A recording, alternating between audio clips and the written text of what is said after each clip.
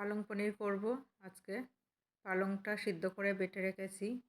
এটা পনির নুন হলুদ মাখিয়ে রাখলাম। পেঁয়াজ কুচি, রসুন কুচি, টমেটো কুচি, আদা আর কাঁচা লঙ্কা কুচি, অল্প একটু পনির রেখেছি।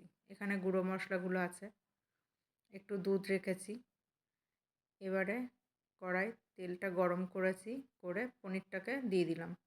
পনিরটা একটু ভাজা হয়ে গেলে, বেশি ভাজবো না, হালকা ভেজে তুলে রাখলাম। ওই তেলের মধ্যেই পেঁয়াজ কুচিটা দিয়ে দিলাম। পেঁয়াজটাকে এবারে ভাজবো হালকা লাল লাল করে।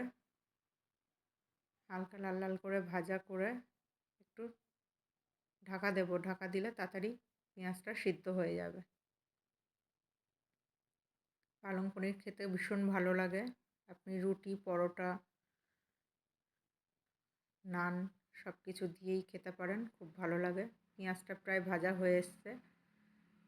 এবারে আদা কুচি আর লঙ্কা কুচিটা দিয়ে দিলাম। দিয়ে একটু ভালো করে নেড়ে নেব। তারপরে একটু তেল বেরিয়ে আসলে রসুন কুচিটা দিয়ে দেব। রসুন কুচিটা দিয়ে ভালো করে নেড়ে নিতে হবে। আমি রসুনের পরিমাণটা একটু বেশি দিয়েছি, কারণ একটু বেশি ভালো লাগে আমার।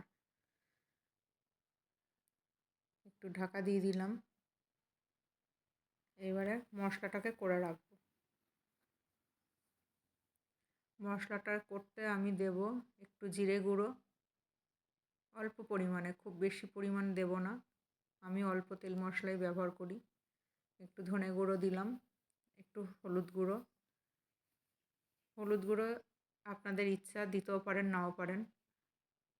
এটা একটু লঙ্কার গুঁড়ো দিলাম, যে যেমন ঝাল খেতে পছন্দ করেন। তবে পালং পনিরটা একটু মিষ্টি মিষ্টি হলেই ভালো লাগে খেতে। টমেটো কুচিটা দিয়ে দিলাম। টমেটো কুচি দিয়ে একটু ভালো করে নাড়তে হবে, টমেটোটা একটু গলে যাওয়া পর্যন্ত। একটু ঢাকা দিয়ে দেব লবণটা দিয়ে। তাড়াতাড়ি গলে যাবে। টমেটো তাড়াতাড়ি গলে গেলে পালং শাকের মধ্যে মিশে যাবে, মিশে গেলে বেশি টেস্ট হয়।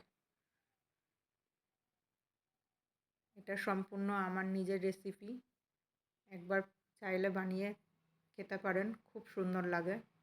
আমার তো ভীষণ প্রিয় একটা। আমার ছেলে মেয়ে, আমার হাজব্যান্ড, আমার বাবারও খুব পছন্দ। সবাই খুবই পছন্দ করে।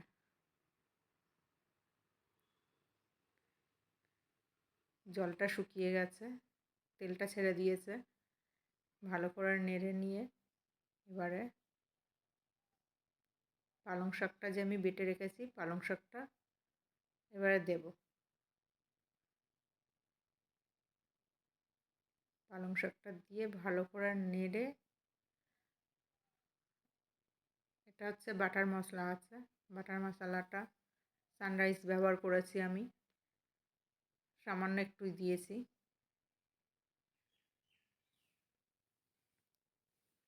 এবারে পনির, এই পালং শাকটা দিয়ে দিচ্ছি। খুব তাড়াতাড়ি হয়ে যায়, চটপট একটা রান্না, আর খেতে ভীষণ টেস্টি।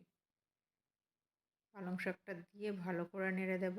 এবার মিক্সিতে একটু জল দিয়ে, বাটিটায় দিয়ে একটু ধুয়ে দেব। ওই জলটা ওর মধ্যে দিয়ে দিলাম। দিয়ে ভালো করে নেড়ে নেব। একটু বসা বসা হবে, খুব ভালো লাগে খেতে। কি সুন্দর কালারটা এসছে দেখুন, সবুজ একদম। হলুদ না দিলে পুরো এরকম সবুজ থাকে, কিন্তু আমি একটু হলুদ দিয়েছি।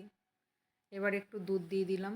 দুধটা দিলাম তার কারণ হচ্ছে ভীষণ একটা সফট টাইপের হবে, নরম হয়, খুব ভালো লাগে খেতে। আর পনির পড়বে তো, পনির একটু দুধ দিলে বেশ ভালোই লাগে খেতে। একটু ঢাকা দিয়ে এটা হতে দেব। এটা ভালো করে ফুটে গেছে। আমি এর মাঝখানে দুবার নেড়ে দিয়েছিলাম। এবারে পনিরটা দিয়ে দিলাম। পনিরটা দিয়ে ভালো করে নেড়ে এবারে একটু ফুটবে।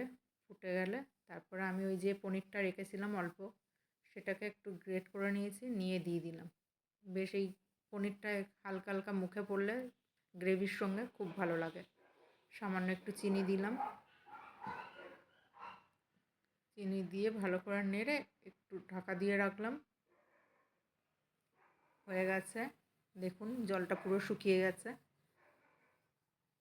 এবারে একটু কসুরি মেথি দেব, একটু কসুরি মেথি দিয়ে দিলাম। কসুরি মেথিটা কিন্তু আমি ভাজা করিনি বা কিছু করিনি, এমনি কাঁচা নর্মাল দিলাম। একটু হাতে ডলে নিয়ে দিলে বেশ সেন্টটা আসে। হয়ে গেল পনির কমপ্লিট। কেমন হয়েছে বানিয়ে সবাই খাবেন, সবাইকে খাওয়াবেন।